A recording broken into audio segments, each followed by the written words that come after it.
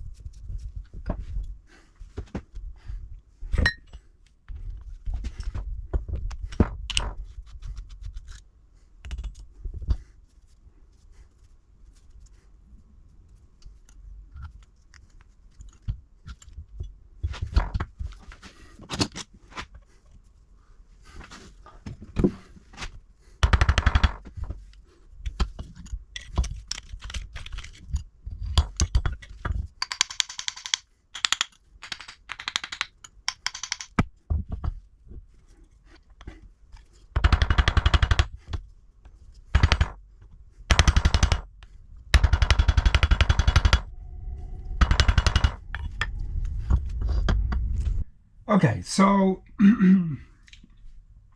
it is with great sadness that we're gathered here today on this humble channel to say that this unit unfortunately is not going to make it. So I'll show you a bit, what went wrong with this, so just in case if you ever want to, build one of these units. I can give you some pointers as to how you need to disassemble them, what things to look out for, and what not. So let's try and do a little bit of a kind of post-mortem and show you exactly what went wrong here. So this is a little bit of a public service announcement, so you don't make these mistakes and you don't kind of fall into the same pitfalls, shall we say, that happened to me here. So let's bring it a bit closer so I can show you. The first problem that I had was obviously when this was I was trying to separate this two. I was trying to very carefully kind of go across the edge to kind of lever this out, and I hope that you can see here this thing cracked a bit, because what happened was that this top was kind of flexing a bit like so, because obviously as you can see here, what was not allowing the carb to be disassembled is this kind of choke here that is like pressure fit between these two kind of armatures of the carb, if you want to. So this is really, so then obviously I try to concentrate on this area, and I try to, try to tap it so that the thing would just come out. But unfortunately what happened is that this whole thing just completely broke apart. I'm not gonna lie, there was a fair bit of kind of violence involved in all of this.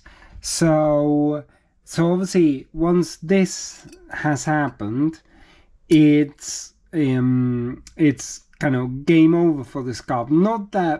It's not that it cannot be fixed or anything like that. It's just that, to be honest, I haven't got the time to do this. I've got too many projects in this channel, and I just can't afford to start spending a lot of time on what is a very old carb, and I don't exactly know, how good a market it has or not. Now, is everything lost here? Well, maybe not. So this float looks to be in very good condition. Actually, I need to clean it up, and this could be a product that can be sold to kind of recoup some money. The shaft could be kind of reasonably okay. I could clean this up a bit. The needle and seat assembly, I know it doesn't look much at the moment, but we can try and clean this up in the ultrasonic cleaner. The same thing for this mesh that actually looks really nice. And this kind of emulsion tube here, which was located there. So I mean, there might be one or two parts. This is a choke shaft, which we might be able to rescue.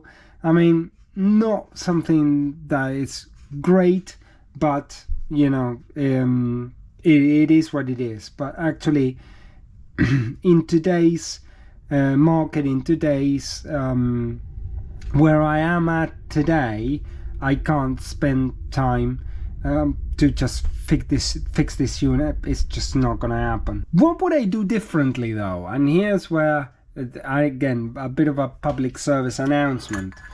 I guess if I was trying to open one of these carbs again, what I would be doing is I would be probably, before I tried to do anything, I would apply a lot of heat here and here with some sort of torch or something, and really get all of this area really kind of red hot, to try and see if that would allow you to lift this and not to break it this way.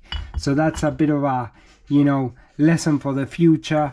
I mean, I wish I'd known this before, but actually now that the deed is done, unfortunately this is like a death sentence for this carb.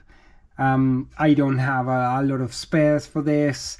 I mean, and the only thing that remains really is to just sell off some spares, which is a shame really, because it's a nice little unit, but unfortunately it just could not be rescued, and now it's only a question of flogging off this kind of spare parts, as you see.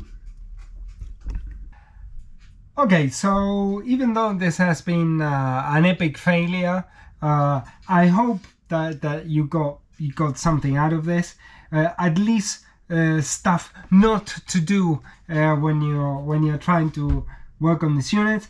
Unfortunately, this thing is not going to be coming back to the channel anytime soon.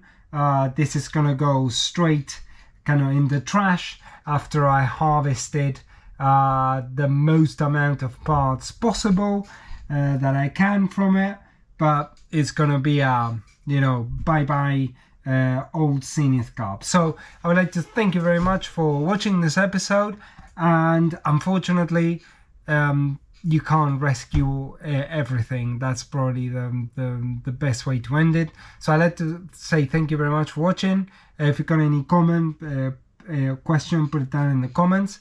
And I will see you on the next episode where hopefully we will be able to, actually rescue and do something with other old carbs, see if we can save them. Thank you very much. Bye.